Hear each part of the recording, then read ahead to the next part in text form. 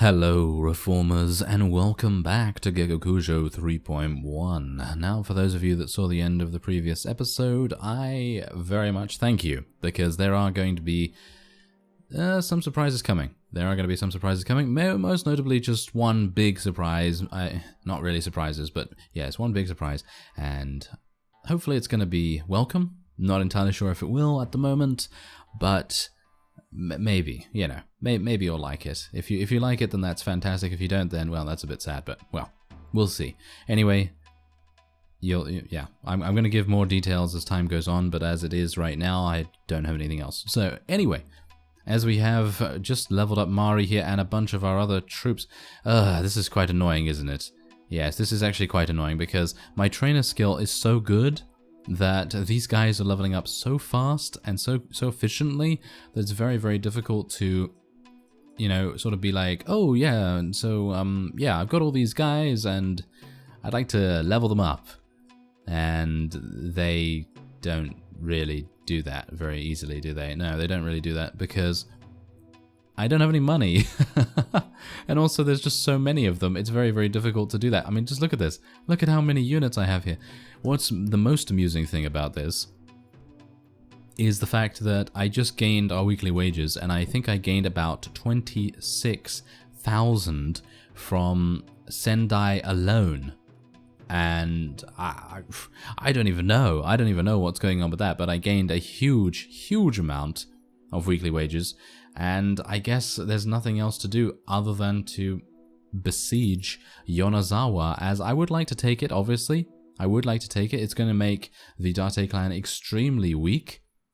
And then, who knows, maybe the Satake clan, or maybe we are going to eliminate them once and for all. But as it stands, I think we probably just want to, head in here, see if we can actually take it overall, because obviously it is very well defended with almost 600 units in the garrison here.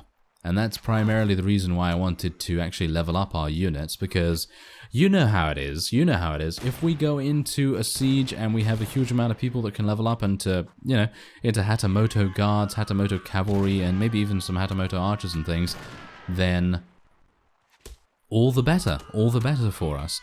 But as it stands, obviously, we don't really have the opportunity to do that because I don't have enough money, which is extremely sad. I'm not entirely sure why I don't. But yeah, I mean, I have a huge amount in the treasury. I think it's probably just because I haven't gone back to the treasury for quite some time. And my money has just dwindled, because what's happened is I went, I think, I don't know, maybe an in-game month ago, maybe a little bit longer than that.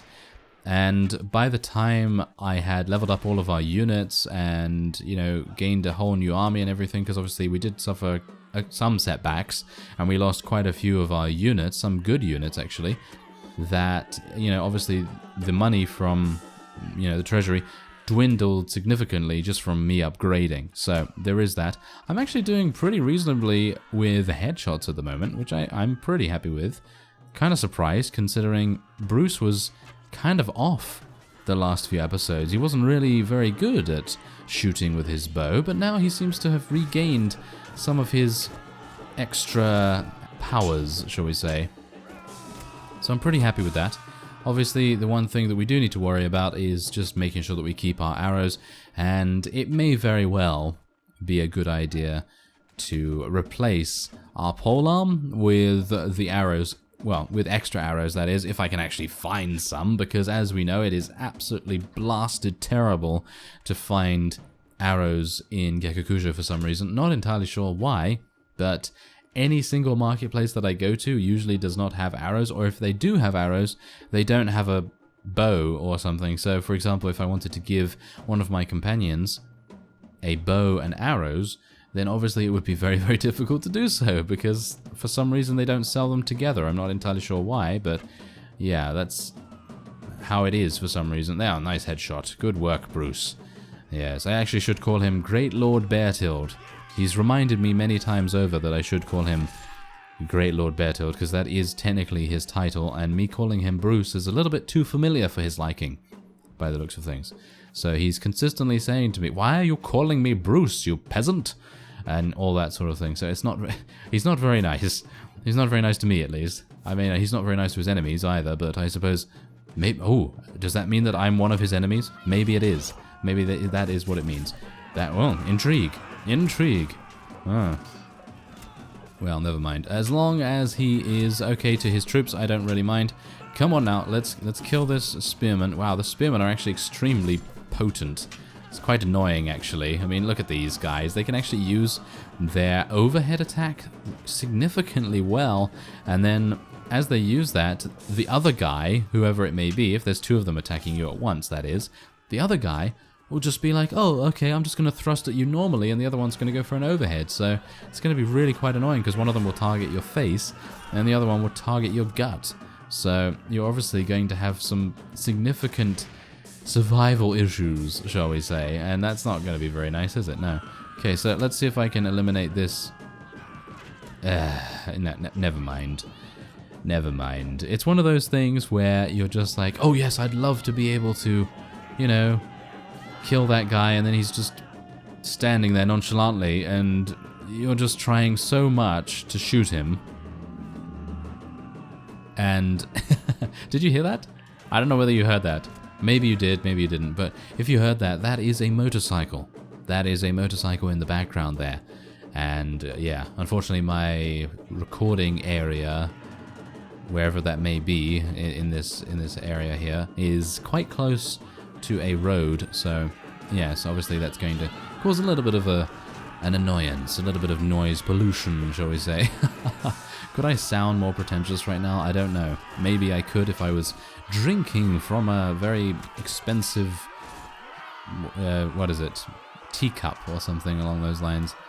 Never mind. Okay, yeah, okay, so I remember this.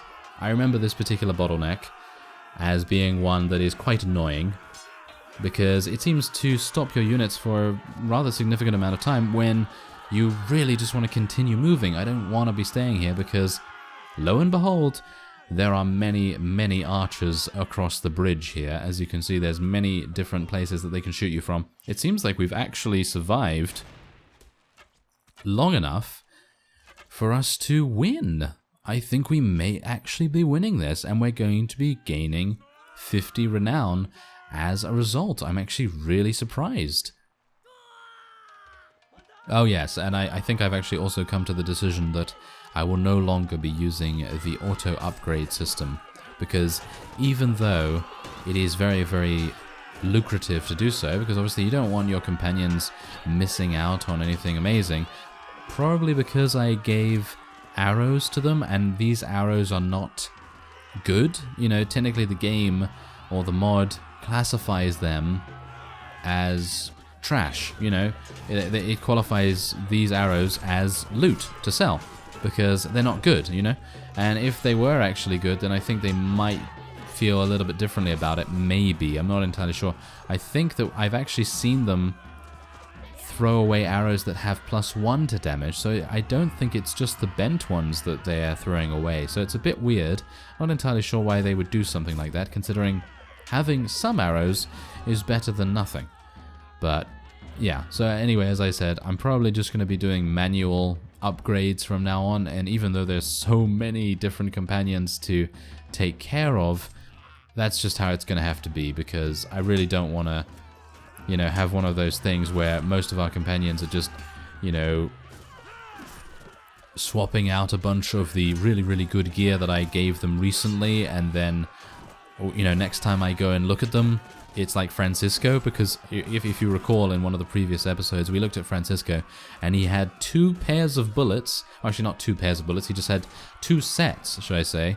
2 sets of bullets, and that was it. So he had 2 free spaces for a musket or a pistol or whatever, and then a melee weapon, and that's how I've set him up, as far as I'm aware. I think I've set him up like that. I think I did actually change him to use a bow instead. Ooh, 90 damage. Okay, well, yeah, I think we actually did pretty well to survive up until that point. But yes, anyway, I don't really want a Francisco situation, because that's what's going to happen, you know, with the auto upgrade system. If I continually use that, what's going to happen is I will just press that button, and then Francisco will just toss out all of his gear out the window for some reason. And you know, it's been happening to the others as well. So hopefully me doing it manually will reduce that. Oh, you never know though. You never know. I might literally just be like, oh, let me just give this person a completely wrong weapon, and so on and so forth. And sometimes, you know, maybe that happens. I don't know. Not really very often, but it happens. Wow, I'm actually really surprised that our Nanbu Hatamoto cavalry are doing so well. I'm even more surprised that Gonosuke survived. Wow, that's impressive. And Teruyo is also alive. That's very good. Well, as you can see, most of the skirmishers are not firing at us, which is fantastic, really, because, I mean, if they were firing, I think we'd probably be in a pretty bad position. But as you can see, there's not many firing. Oh my. There comes another bunch of enemies, and oh no. Okay, well, Teruyo has advanced to level 17, that's fantastic. But where are my... Oh, there's my reinforcements. They're going to take way too long to get there. That is actually quite sad, because if I was actually still here, I think I probably could have swayed the battle very, very much in our favor. Oh, wow, Mei Ling's actually there too? Oh, no, never mind, she's gone. Teruyo's gone, okay. And who is that? Oh, Satake Master Gunner, alright. Yeah, so as you can see, we're just clipping through the environment. Because I'd like to go and see where our units are coming from. Oh, wow. Really? Come on now. 2 units just charging in by themselves? That's not very good, is it? No, not at all. Oh! That is hilarious. I always love these kinds of things. And that's exactly the reason why I really love games that have actual ragdoll physics instead of having like a canned animation, for example. You know, I know some games, you know, in the past that I've played for an extended period of time have had canned animations where if a player dies or a character dies, then the character will just play an animation that is exactly the same every single time, and it looks so wooden and so stiff, and it's just not very good, in my opinion. And this is made by a big developer. This is made by one of the biggest developers in the world, and this game was made by them, and I'm just like, why? Why did they not stay with the same engine? Because they changed the engine from game to game. And the previous game had utterly fantastic ragdolls, and in general, I personally feel like the engine was just a lot better. So yeah, if you actually excuse me stumbling over my own words for a minute, that would be nice. Anyway, yeah, that's why, you know, when you see these kinds of things, you know, like for example, there's, I mean, it's just hilarious how he's just like propped up against the wall there. I mean, really, that kind of thing is just absolutely fantastic. This is, wait, this is even better. Look at this. Look at that guy. Look at his legs. He's just literally floating there. And he's just like, oh, you know, he's just like, he's doing a Matrix move. He's literally doing a Matrix move right now. That is fantastic. Really. Yeah, so that's the kind of thing that I really like. I like ragdoll physics, you know. And even if it is utterly silly and ridiculous, that just makes it even better, because it just gives you a good laugh, and, you know, kind of just tells you, yeah, this game is wanting to have fun and all that sort of thing. So I like that. Anyway, it seems like we are probably going to have a bit of a fight on our hands. Alright, so I think we might have a victory right here. I don't exactly know how many more reinforcement waves the enemy is willing to contribute to this defense, but I would assume, considering, you know, it's a pretty large garrison, they're probably going to be sending quite a few, but I would have expected us probably to have already eliminated about 300, 400 of them, so I'm not entirely sure how long they want to go on. But from what I can see, they don't really have very many skirmishers remaining, and that would then tell me that hopefully they don't have too many reinforcements, and maybe this will be actually the last of them. I think that would be absolutely fantastic if it was. Obviously, as you can see here, most of our units on this side are quite outnumbered, most notably the banner carriers. The banner carriers. Can this guy actually win? Can this guy actually win in this situation? No, he can't. Not in this situation. But as you see, it seems like we have attained victory. And I'm really surprised about that, actually, because I really thought that we'd have to do this in 2 lots and we'd have to come back. But there it is, 47. 47 renown is fantastic. We lost 37 of our units. Most of them were Asakura skirmishers, which is not actually that bad. Oh, we only killed 330. Right, so we didn't even kill all of the units in the garrison here. Obviously, we do have to deal with them in the streets, which is a little bit worrying because I don't have much HP, and I think most of my units are actually pretty low level. Or at the very least, they're not really used to dealing with units like this. So maybe we can, well, maybe I can just support them like that. Oh, never mind. Okay, Mei Ling, thank you very much. And another 47. Look at that. The gains that we are currently getting right now are fantastic.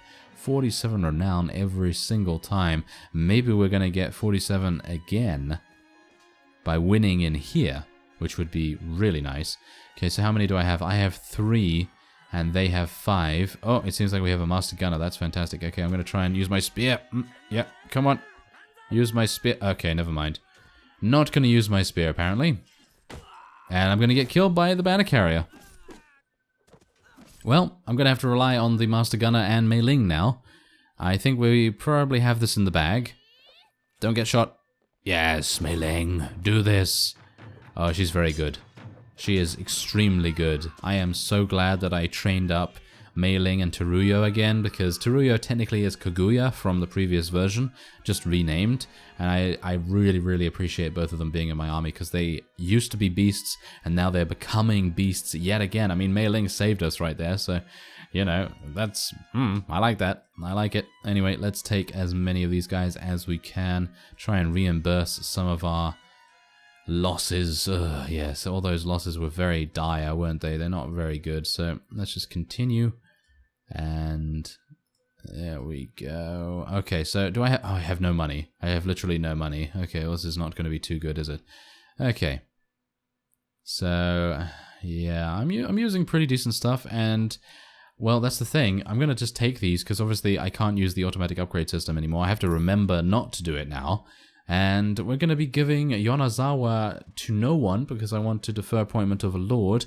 But what I am going to be doing is I'm actually going to be plundering it and sharing the spoils so that we gain a little bit of relation with each of our people there and a little bit more to our treasury too, which is, you know, always nice to gain a little bit there. And we're just going to sell some of our loot as well, because obviously I do need money. I need some money, you know, so on and so forth. Okay. All right, so let's have a look. Oh my.